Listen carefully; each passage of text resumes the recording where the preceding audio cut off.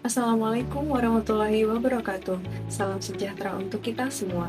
Nama saya Natalia Rismawati, mahasiswa Universitas Terbuka Kota Tarakan, program studi akuntansi. Pada kesempatan kali ini, saya akan menyampaikan presentasi dengan tema Pelajaran dari Sejarah Pancasila bagi Generasi Muda. Dengan fokus perkembangan Pancasila dalam konteks sejarah dari masa ke masa yang dimulai pada masa awal kemerdekaan hingga masa sekarang. Mengapa tema ini penting? Karena Pancasila bukan sekedar dasar negara, tapi juga pandangan hidup, ideologi, dan pedoman moral bangsa Indonesia.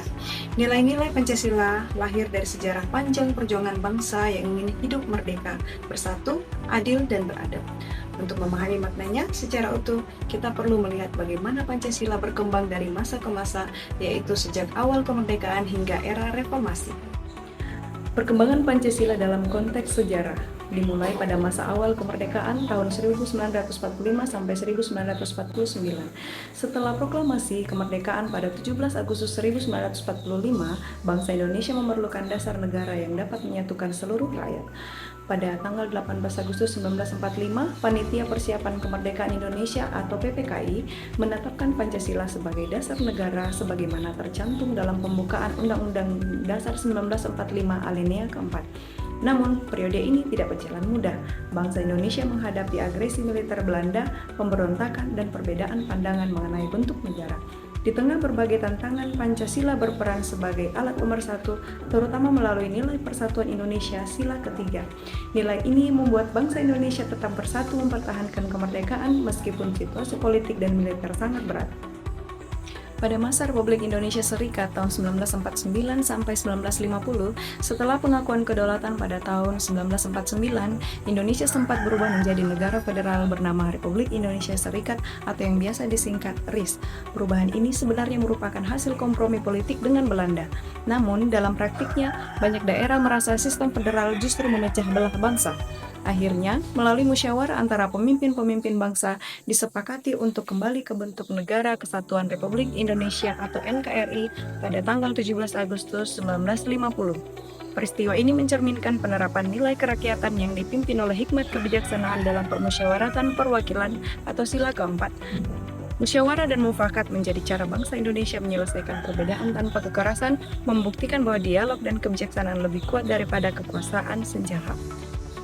Kemudian pada masa demokrasi terpimpin tahun 1959 sampai 1965, pada masa ini Presiden Soekarno membubarkan konstituante yang gagal menyusun undang-undang baru dan mengeluarkan Dekret Presiden 5 Juli 1959 yang memberlakukan kembali Undang-Undang Dasar 1945. Soekarno kemudian memperkenalkan sistem demokrasi terpimpin dengan tujuan mengembalikan semangat gotong royong dan persatuan. Pancasila dijadikan pedoman resmi negara, namun dalam praktiknya terjadi penyimpangan. Kekuasaan mulai terpusat pada presiden, partai-partai dibatasi, dan muncul ketegangan antara militer, Partai Komunis Indonesia, dan kekuatan Islam. Akibatnya, nilai-nilai kemanusiaan yang adil dan beradab dan keadilan sosial bagi seluruh rakyat Indonesia tidak sepenuhnya dijalankan. Tragedi politik dan sosial di akhir masa ini menjadi pelajaran pahit bahwa Pancasila tidak boleh dijadikan alat politik, melainkan harus dijalankan secara murni dan konsekuen. Pada masa Orde Baru tahun 1966 sampai tahun 1998, setelah peristiwa G30 SPKI, Soeharto mengambil alih kekuasaan dan memulai masa Orde Baru.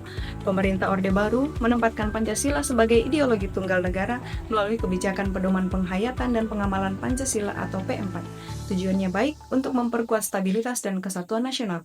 Namun dalam pelaksanaannya, Pancasila sering dijadikan alat politik untuk membungkam kritik dan membatasi kebebasan. Stabilitas ekonomi memang meningkat, pembangunan berjalan pesat, tetapi kebebasan berekspresi dan keadilan sosial sering terabaikan. Nilai kedisiplinan dan persatuan dijalankan secara kuat, namun nilai kemanusiaan dan keadilan justru menurun. Masa reformasi tahun 1998 menjadi titik balik sejarah ketika rakyat menuntut reformasi total terhadap pemerintahan Orde Baru. Masa reformasi ditandai dengan kebebasan berpendapat, demokratisasi, dan penegakan hak asasi manusia. Pancasila kembali ditempatkan sebagai dasar negara yang terbuka, bukan alat kekuasaan. Nilai-nilai kemanusiaan yang adil dan beradab, kerakyatan dan keadilan sosial menjadi semangat dalam membangun tata pemerintahan yang lebih transparan dan akuntabel. Namun, tantangan baru muncul seperti disintegrasi sosial, polarisasi politik, serta penyalahgunaan kebebasan di media sosial. Inilah bukti bahwa nilai-nilai Pancasila harus terus dihidupkan dalam kehidupan generasi muda agar bangsa tidak kehilangan arah di tengah perubahan zaman. Dari perjalanan panjang sejarah Pancasila, saya belajar bahwa setiap masa memiliki tantangan yang berbeda. Bagi saya pribadi, nilai yang paling bermakna adalah persatuan dan kemanusiaan. Di tengah perbedaan suku, agama, budaya, dan pandangan politik, kita sering lupa bahwa perbedaan itu seharusnya memperkaya, bukan memecah. Pancasila mengajarkan bahwa kita harus saling menghargai, berdialog dengan bijak, dan bekerja sama untuk kepentingan bersama. Dalam kehidupan sehari-hari, nilai itu bisa diwujudkan dalam hal sederhana, misalnya menghormati teman yang berbeda pendapat, menolong sesama tanpa memandang latar belakang dan menggunakan media sosial secara bijak. Generasi muda saat ini hidup di era globalisasi dan digitalisasi, di mana arus informasi sangat cepat dan tantangan ideologi sangat kompleks. Banyak nilai luar yang masuk, tidak semuanya sejalan dengan karakter bangsa Indonesia. Disinilah peran Pancasila menjadi sangat penting. Pancasila memberikan pedoman agar kita tidak kehilangan identitas sebagai bangsa yang beradab, gotong royong, dan berkeadilan.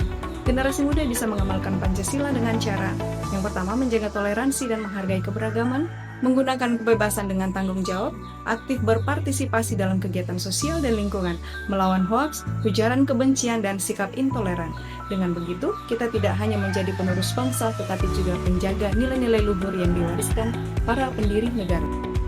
Perjalanan sejarah Pancasila mengajarkan bahwa ideologi ini adalah fondasi moral yang menuntun bangsa dari masa ke masa. Tantangan boleh berubah, tetapi nilai-nilai Pancasila tetap abadi. Ketuhanan, kemanusiaan, persatuan, kerakyatan, dan keadilan. Mari kita jadikan Pancasila bukan sekedar hafalan, tetapi pedoman dalam bertindak dan berperilaku setiap hari. Terima kasih. Wassalamualaikum warahmatullahi wabarakatuh. Thanks for watching.